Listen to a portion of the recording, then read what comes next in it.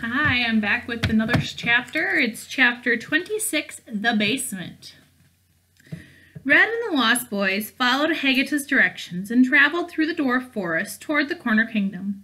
The Lost Boys had never been in such an unnerving place.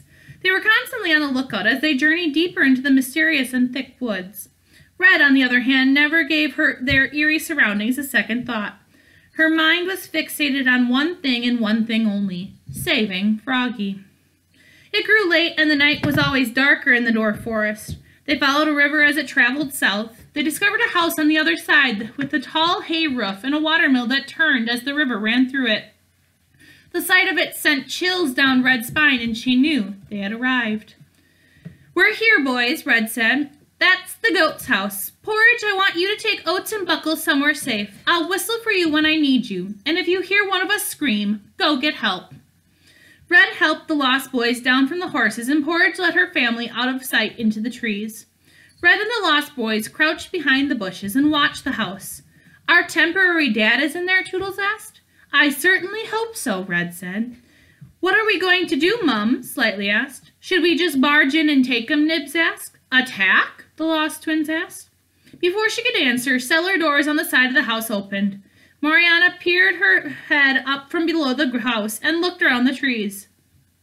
As Red and the Lost Boys hit the ground and watched her through the bushes, they were afraid she might have heard them, but the witch wasn't looking for something in particular. She scanned the forest in all directions. Once Mariana determined that the forest was empty, she went back underground. "That's the goat, all right," Red whispered. "Do you think she saw us?" Toodles asked. Suddenly a loud sound came from below the house as something heavy was dragged up the steps. Mariana reappeared, pulling a wooden coffin out from under her house. She dragged it to the riverbank and then returned to the cellar. A few moments later, she dragged another coffin out and set it beside the other one. Mariana pushed the coffins into the river and they floated downstream. She went to the watermill and gave a strong tug, pushing it against the river's current. Slowly but surely, the river magically began flowing in the opposite direction, sending the coffins upstream into the dwarf forest. The witch waited for the caskets to drift out of sight, and then she turned the windmill in the opposite direction. A few moments later, the river began flowing south again. Mariana descended back underground, and they heard her lock the cellar doors with bolts and chains.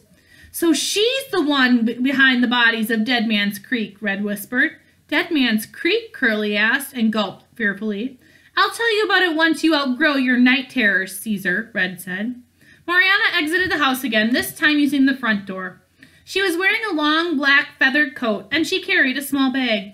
She walked down to the river where the small boat was docked and sat inside of it. The witch released the boat from the land, and it magically cruised down the river toward the Corner Kingdom. Red waited until Mariana was long gone before getting to her feet.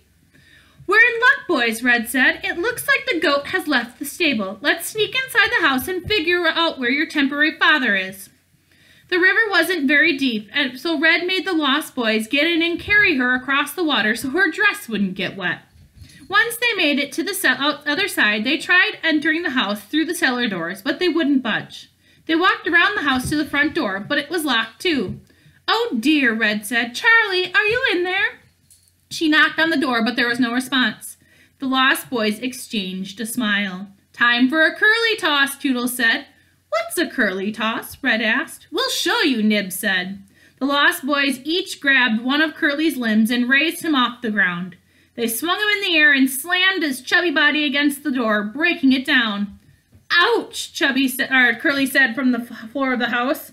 "Good boy, Caesar," Red said. "Mama is so proud." Red led the way inside, stepping over Curly as she went. They eyed the front room of Mariana's house and ogled at all the shelves of colorful liquids. It was unlike any other place they'd ever been. Unfortunately, there was no sign of Froggy anywhere. "What kind of place is this?" Toodles asked. "It reminds me of a hospital," Nibs said. "For such a sophisticated place, the juice tastes terrible," Slightly said. Red and the other boys quickly turned to Slightly and saw him chug down a bottle of pink potion. "Salvador, don't drink that," Red warned, but it was too late. Slightly transformed into a toddler before their eyes. He looked up at the others in shock and started crying.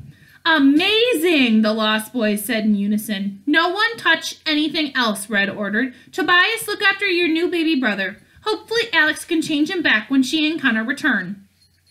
Toodles picked slightly up and cradled him until his tears stopped.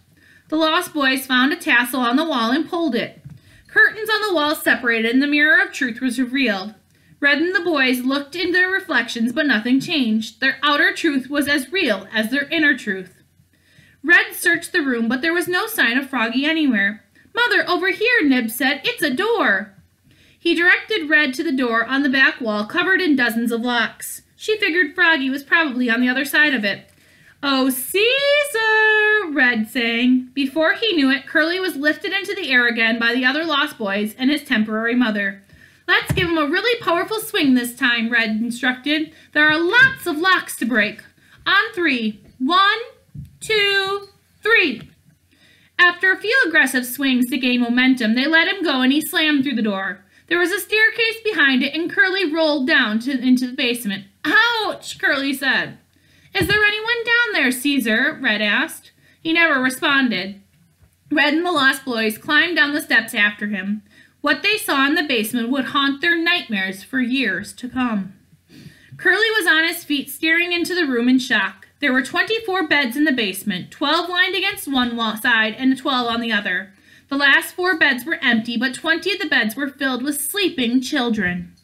Each child was glowing, but as the light emitted from their bodies, it slowly drained into potion bottles at the foot of their beds.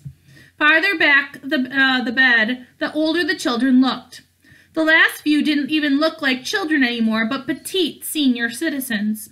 Their faces were wrinkled and their hair was gray. "These must be the missing children," Red gasped. "What's happening to them?" said Toodles. Red noticed that the walls were lined with empty coffins. She covered her mouth and her eyes filled with tears.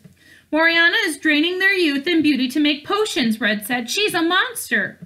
Red and the Lost Boys stared around at the cursed children in disbelief. They wanted to free them from whatever enchantment was draining their life force, but they didn't know how. They were too afraid to touch any of them. "Why are there empty beds?" Nib asked. "Because they died," said a voice that didn't belong to Red or the Lost Boys. They looked around the basement to see where it was coming from. Propped up in the corner of the basement was a tall mirror with a silver frame, and to Red's horror, Froggy was standing inside of it. "Charlie!" Red yelled and ran to it. She placed both of her hands on the glass, and Froggy put his webbed hands against hers. "Our dad's a giant frog?" Nibs asked. "Hooray! Our dad's a frog!" "Red, who are these children?" Froggy asked, "and why are they calling me Dad?" "They're the Lost Boys in Neverland. I've adopted them for the time being. It's a long story," Red said. "Charlie, what are you doing inside a mirror?" "Moriana put me in here so I would have to watch the children," Froggy said sadly. "So how do we get you out?" Red asked. Froggy shook his head.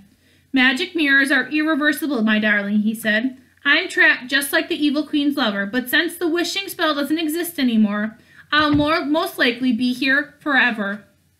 Red fell to her knees and shook her head. She thought her heart had broken before, but it had shattered into many pieces now. It might never heal again. "No," she whispered. "No, no, no." Froggy became emotional at the sight of her.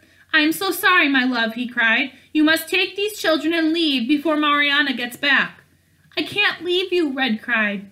"There's nothing we can do," Froggy wept. "Moriana wanted to separate us, and I'm afraid she has for good. The witch has won." And that's the end of the chapter. The next chapter will be called The Sisters Grimm. I'll see you guys in the next video. Bye.